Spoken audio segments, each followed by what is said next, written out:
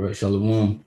First and foremost, I'm gonna give all praises, honor, and glory to Yahweh, Ba'ashem, Yahushua, Ba'ashem, Kakadash, double honor to the apostles, and the elders of great millstone, preaching salutation to the Akim, to the elect, that are scattered throughout the four corners of this earth, pushing this truth and faith and our sincerity. I'm the brother Shema Allah from the GMS Houston camp, and this lesson is going to be entitled, Life is Not Defined by Carnal Possessions. Right, because in this world, this is how people measure the value of their life, and that I need to get these new shoes. I need to get this new car that came out, even though I got the model that came out last year. No, I need to get this new one. I need to show people that I'm doing something. All right, I need the nice house. All right, the latest clothes. I need to follow the latest trends. It's just that mindset of thinking that what you own basically defines you, and it's the complete opposite. All right, because what matters is the spiritual. Okay, which the carnal cannot measure up to. Scriptures, go into that. Carnal mind is enmity with the Lord. All right, meaning that he's against that. All right, that mindset is against his ways.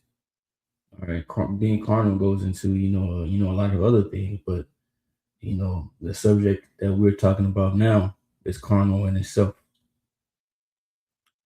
All right, but like I said, what matters more is the spiritual things. Okay, that cannot be bought. All right, that cannot be owned. Okay, it's a gift, right? That is given. From the Lord above, right? Yahweh, Ba'ashem, Yahushua, right? Which is the true name of the Heavenly Father and His Son. All right. This is what's more important. Okay, so that's where your mind, right, should be on. That's what your focus should be set on. Okay. So let's read here in Luke 12:15. So then he said unto them, take heed and beware of covetousness. For a man's life consisted not in the abundance of the things which he possessed. All right, so he said, take heed and beware of covetousness, meaning greed.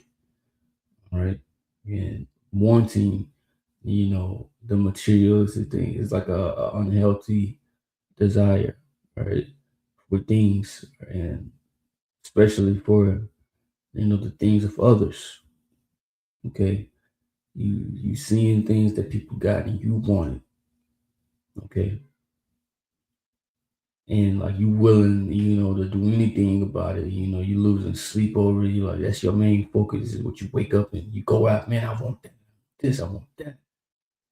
All right, because you think this is gonna make you better, make your life better.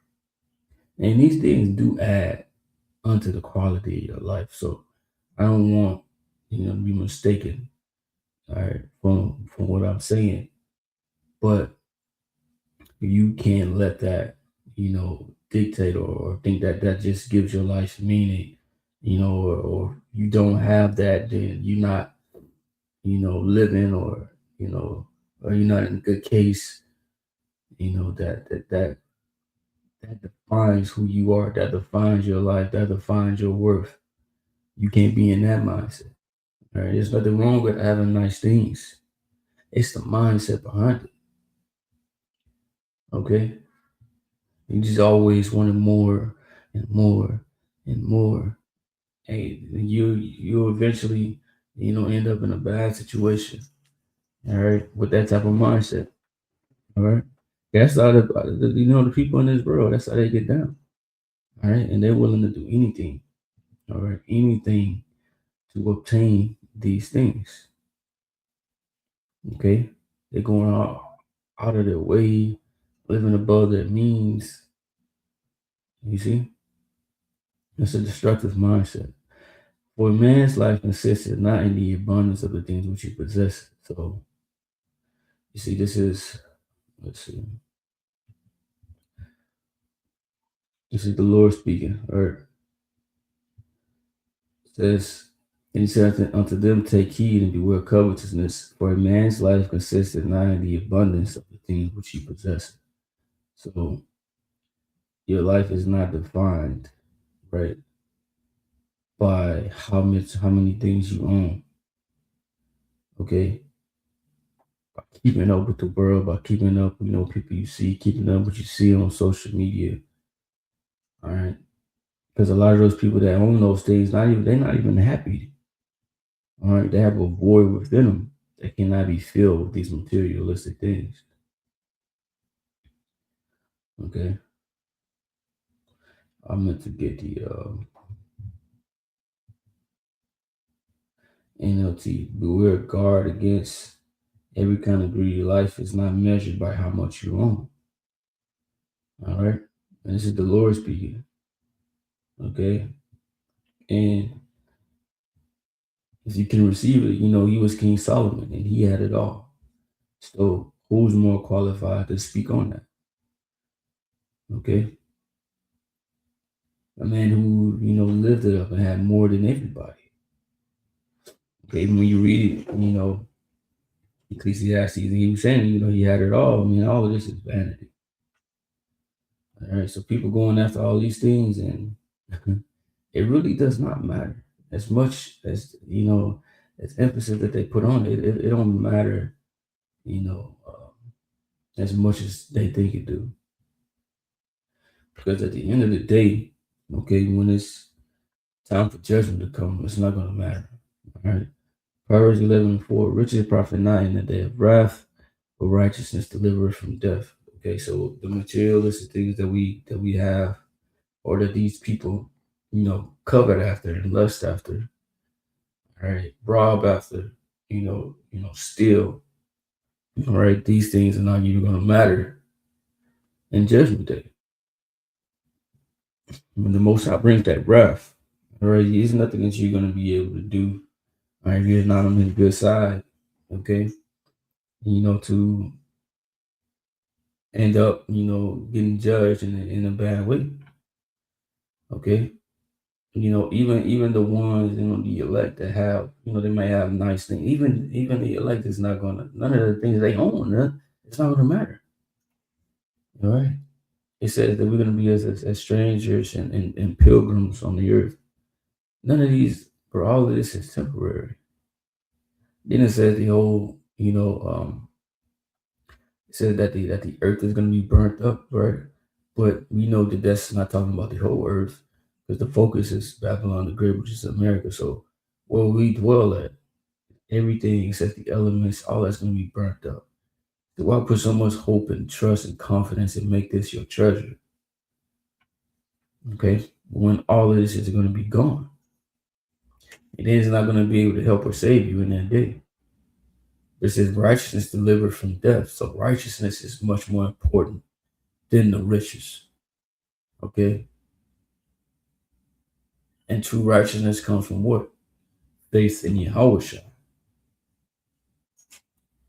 Let's see, Romans 3.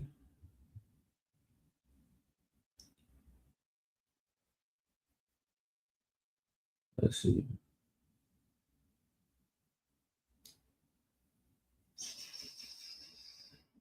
Yeah. Romans 3:21. But now the righteousness of the Most High without the law is manifested. Right? Righteousness came from what? The law, statutes, and commandments, right?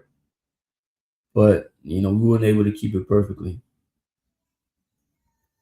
But it says, but now the righteousness of the Most High without the law is manifested, being witnessed by the law and the prophets, even the righteousness of the Most High, which is by faith of Yahweh Shai, unto all and upon all them that believe, for there is no difference.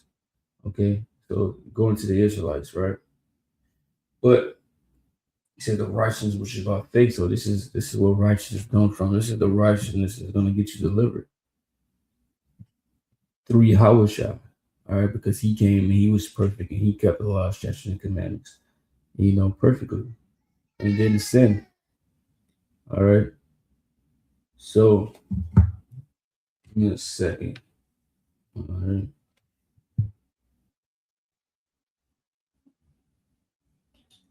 All right. But like we was reading earlier, it says that riches profit not in their right. All right. But hey, they do. I'll tell you what I mean. What I mean by that. Romans 11:33. Oh, the depth of the riches, both of the wisdom and knowledge of the Most High. So these are the riches that's going to matter. All right. The spiritual riches. These are the riches that's going to be able to profit in that day. And that's going to deliver you. Storing up your treasures in heaven, as Yahweh said in Matthew the 6th chapter. How unsearchable are his judgments and his ways past finding out. All right, so this is the true wealth, the true money, okay, that the elect is going to be able to cash out and use in that day, spiritually, okay? And this wealth is going to transfer over onto physical wealth in the kingdom of heaven, all right? So that's why this is more important. This is how your life is defined and measured, okay?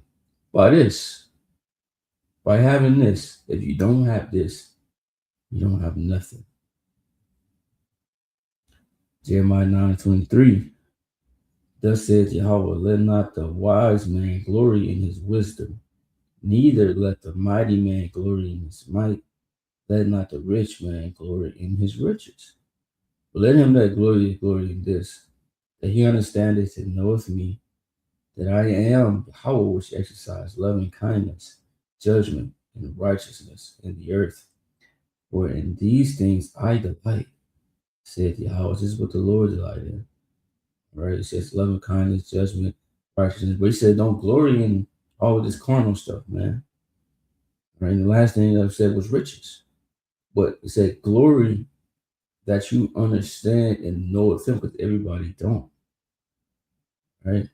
You need to, be glad, and appreciate, that, the Lord will reveal this unto you, reveal his son, Yahweh unto you. Okay, so that's the only way that we can make it out of here through him. Okay, so that's more important. These money is easily attainable. All right, in this world, there's a lot of things that you can make money from. All right, there's a lot of things that's easily attainable. If you have the money for it, you can just buy it. All right, you got it. You just buy it. It's a lot of things that can be bought. All right, but righteousness cannot be bought. Faith cannot be bought. Yahweh Shai cannot be bought. The Most High, right? This truth cannot be bought. So this is more valuable. So if you have this, you are far above and far ahead than anybody else that may have this world's actual riches, because they can't obtain this no matter how much money they got. All right, it does not matter. They in the worst case. So we have this. If you got this truth, all right, you're in a good position. So all you got to do is endure to the end, and hey, it should go well with us. So that I'm gonna say shalom.